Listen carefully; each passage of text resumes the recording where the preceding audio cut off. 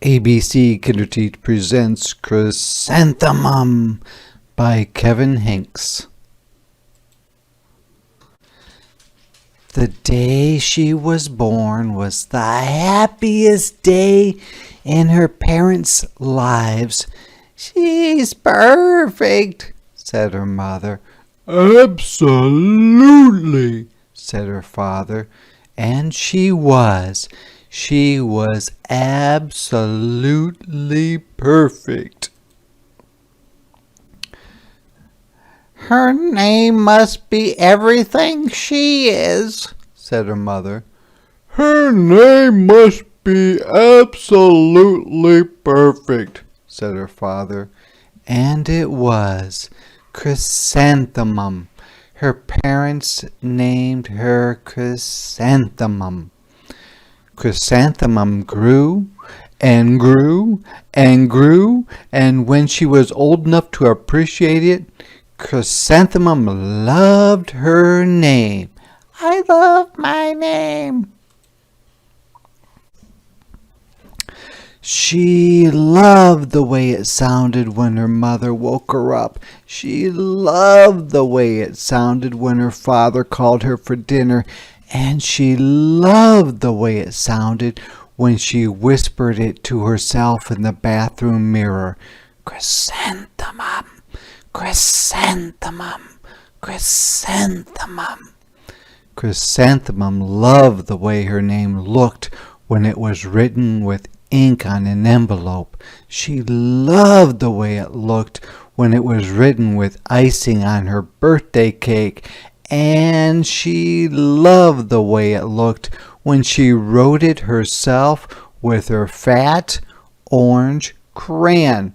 Chrysanthemum, chrysanthemum, chrysanthemum. Chrysanthemum thought her name was absolutely perfect. And then she started school. On the first day, Chrysanthemum wore her sunniest dress and her brightest smile. She ran all the way.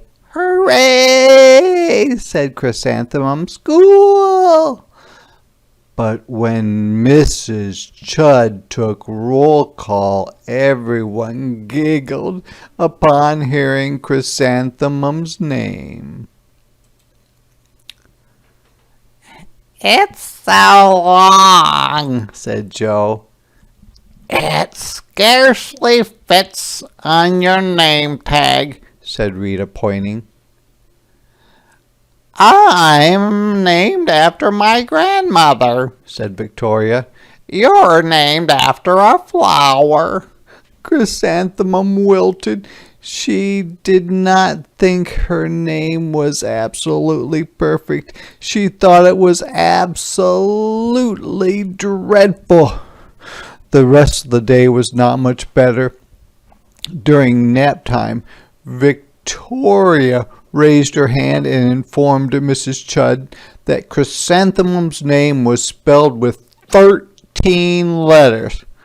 "Oh, that's exactly half as many letters as there are in the entire alphabet," Victoria explained.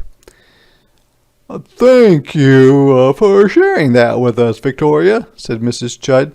"Now put your head down." "If I had a name like yours, I'd change it," Victoria said as the students lined up to go home. "I wish I could," thought Chrysanthemum miserably. "Welcome home," said her mother. "Welcome home," said her father. "School is no place for me," said Chrysanthemum. "My name is too long. It scarcely fits on my name tag, and I'm named after a flower." "Oh, pish," said her mother. "Your name is beautiful." "And priceless, and priceless, and fascinating, and winsome," said her father. "It's everything you are," said her mother. "Absolutely perfect," said her father. Chrysanthemum felt much better after her favorite dinner. macaroni and cheese with ketchup, and an evening filled with hugs and kisses and parcheesi. That night, Chrysanthemum dreamed that her name was Jane. It was an extremely pleasant dream.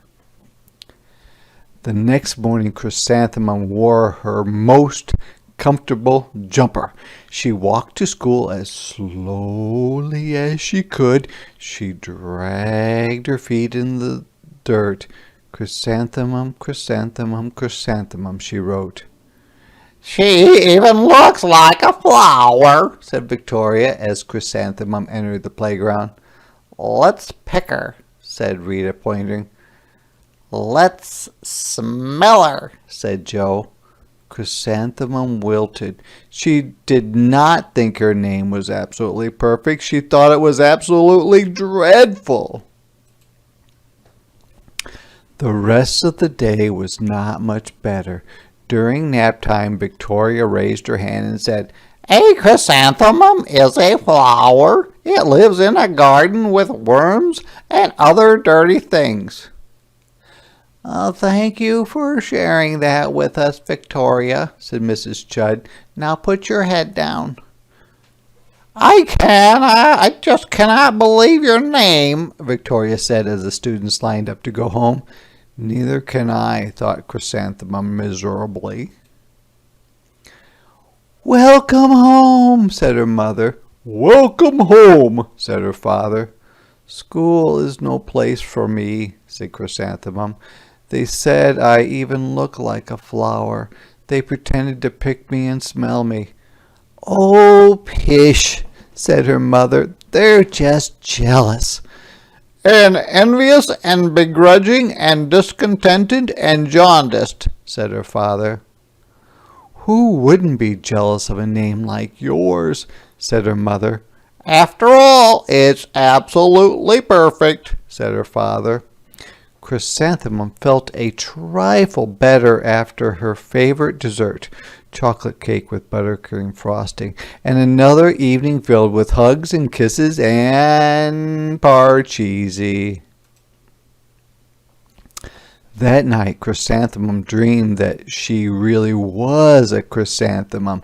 She sprouted leaves and petals. Victoria picked her and plucked the leaves and petals one by one until there was nothing left but a scrawny stem. It was the worst nightmare of Chrysanthemum's life.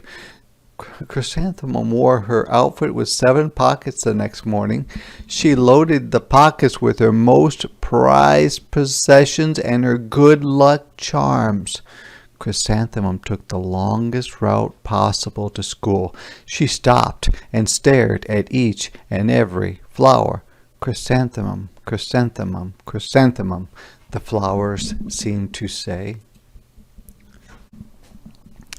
That morning, the students were introduced to Mrs. Twinkle, the music teacher.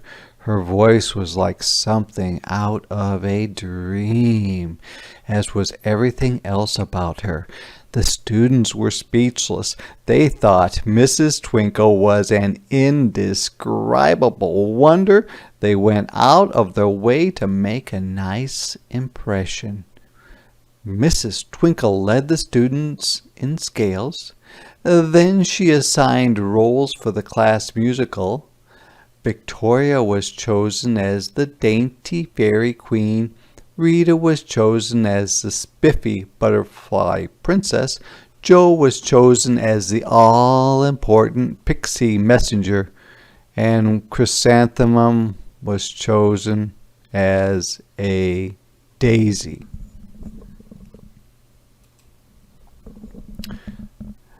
Chrysanthemum's a daisy, chrysanthemum's a daisy, Joe, Rita, and Victoria chanted, thinking it was wildly funny. Chrysanthemum wilted. She did not think her name was absolutely perfect. She thought it was absolutely dreadful. What's so humorous? Asked Mrs. Twinkle. Chrysanthemum, was the answer. Her name is so long, said Joe.